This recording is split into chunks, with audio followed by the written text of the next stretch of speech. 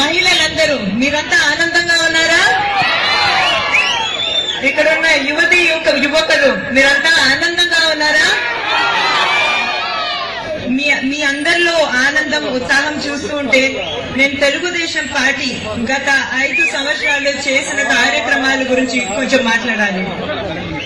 మీకు అందరికీ తెలిసిన విషయమే 24,000 కోట్ల రూపాయల రుణమాఫీ మాఫీ చేసిన పార్టీ కేవలం తెలుగుదేశం పార్టీ. భారతదేశంలో ఏ పార్టీ ఇటువంటి రుణమాఫీ చేయలేదు.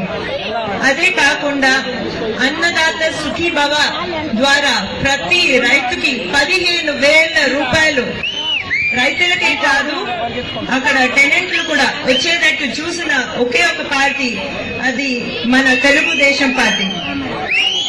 ఇప్పుడు మహిళల గురించి మాట్లాడాలంటే పసుపు కుంకుమ ఇచ్చి మహిళలందరూ ఆర్థికంగా ఒక మంచి స్థితిలో ఉండేటట్టు చూసిన పార్టీ కేవలం మన తెలుగుదేశం పార్టీ. ఇది మన పార్టీ మళ్లీ పవర్ లోకి వస్తే రాబోయే 5 సంవత్సరాలు కూడా పసుపు కుంకుమ అనే యాక్టివిటీ ఇంకా చేయటం జరుగుతుంది. అదే కాదు ఇప్పుడు మనం చూసుకుంటే చంద్రన్న బీమా కూడా ఎవరికైనా అకస్మాత్తుగా యాక్సిడెంట్ అయ్యి వాళ్ళు మరణిస్తే వాళ్ళకి 5 లక్షల రూపాయలు ఇవ్వడం జరుగుతుంది. అదే కాకుండా న్యాచురల్ డెత్ అయితే 2 లక్షల రూపాయలు ఇవ్వడం జరుగుతుంది. దీన్ని కూడా మనం వచ్చే 5 సంవత్సరంలో ఇంకా పెద్ద స్థాయిలో ముందుకు తీసుకెళ్తాము. 5 లక్షల రూపాయలు ఏదైతే ఉందో దాన్ని 10 లక్షల రూపాయలకి ఎక్కువ చేయడం జరుగుతుంది. 2 లక్షల రూపాయలు కూడా పెంచడం జరుగుతుంది. అదే కాకుండా ఇప్పుడు మన అన్న క్యాంటీన్ అనేది చంద్రబాబు నాయుడు గారు మొదలు పెట్టారు. కేవలం 5 రూపాయలకి పౌష్టిక శుభ్రమైన ఆహారం దొరకటం అనేది చాలా పెద్ద విషయం. ఇది కేవలం తెలుగుదేశం పార్టీనే చేయగలిగింది.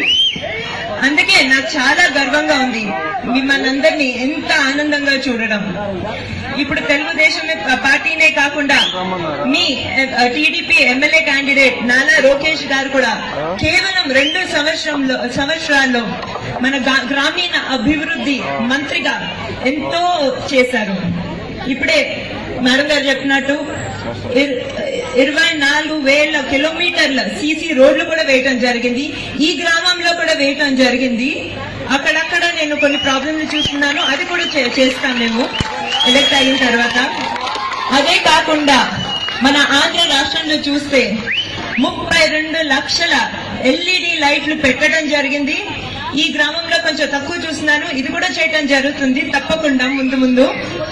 అదే కాకుండా జల ద్వారా ప్రోగ్రాం ద్వారా తాగునీటి ప్రతి ఇంటికి ట్యాప్ ద్వారా వచ్చేలా చూస్తాము. అది మా ప్రామిస్. అదే కాకుండా ఇక్కడ ఎమ్మెల్యే కాకపోయినా కూడా ఒక ఐటీ మినిస్టర్ గా నారా లోకేష్ గారు ఆల్రెడీ 42 కంపెనీలు తీసుకుని రావడం జరిగింది. దాని ద్వారా 3,500 జాబ్లు కూడా రావటం జరిగింది.